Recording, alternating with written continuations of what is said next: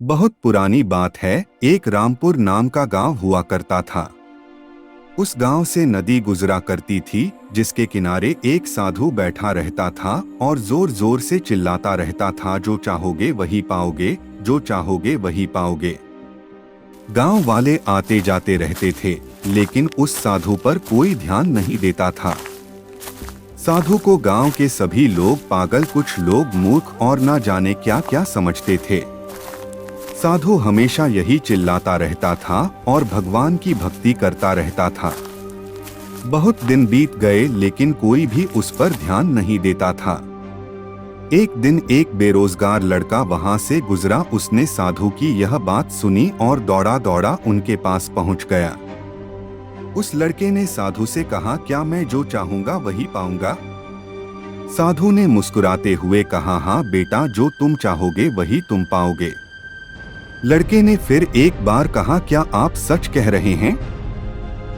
क्या सच में जो मैं चाहूंगा वही मैं पाऊंगा? साधु ने कहा, हाँ, जो तुम चाहोगे वही तुम पाओगे। लड़के ने कहा, क्या मैं सोने चांदी का बहुत बड़ा व्यापारी बन जाऊंगा? साधु ने कहा, हाँ बेटे, तुम अवश्य बन जाओगे। आज मैं तुम्हें कुछ सोने और चांदी की वस्तुएं दूंगा, जिसको तुमने ले जाना और देखना, तुम एक बहुत बड़े सोने चांदी के व्यापारी बन जाओगे। लड़के ने अपनी दोनों आंखें बंद की और साधु की ओर हाथ बढ़ा दिए। साधु ने एक हाथ लड़के का पकड़ा और कहा, यह लो बेटा, यह सोना है, इसे समय कहते हैं। तुम कभी भी इसको हाथ से मत जाने देना। इसका एक एक पल अपने लक्ष्य प्राप्त करने के लिए उपयोग करना। तुम एक दिन जरूर बहुत बड़े व्यापारी बन जाओगे। लड़के ने कहा, और बाबा चांदी? साधु ने लड़के के दूसरे हाथ को पकड़कर कहा, यह लो, यह चांदी है। इसे धैर्य कहते हैं। अगर बहुत मेहनत और वक्त का सही उपयोग करके भी लक्ष्य प्राप्त ना हो, तब तक तुम धैर्य रखना और देखना तुम धैर्य में कितनी ताकत है। अगर तुम यह सोना चांदी हमेशा अपने पास रखोगे, तो दुनिया की कोई ताकत तुम्हें बड़ा व्यापारी बनने से नहीं रोक पाएगी।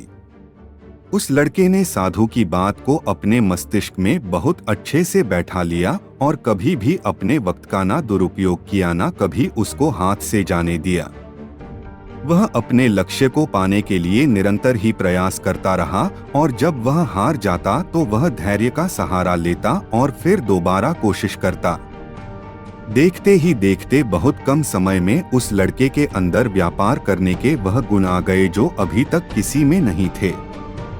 उसने बहुत छोटे से काम से शुरुआत की और अपने व्यापार को बड़े स्तर पर ले गया। आज के समय में वह सबसे बड़ा व्यापारी जो उसने उस दिन साधु से मांगा था बन गया। उसने अपने लक्ष्य को प्राप्त करने के लिए अनेक संघर्ष किए, अनेक चीजें सीखी और ना अपने समय का दुरुपयोग किया, ना कभी अपना धैर्य खोया, और उसने वही पाया जो वह चाहता था।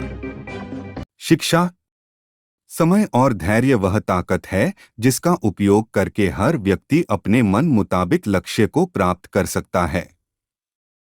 निरंतर आगे बढ़ते रहना और कभी अपने लक्ष्य से विमुख न होने से ही हमें लक्ष्य प्राप्त होता है।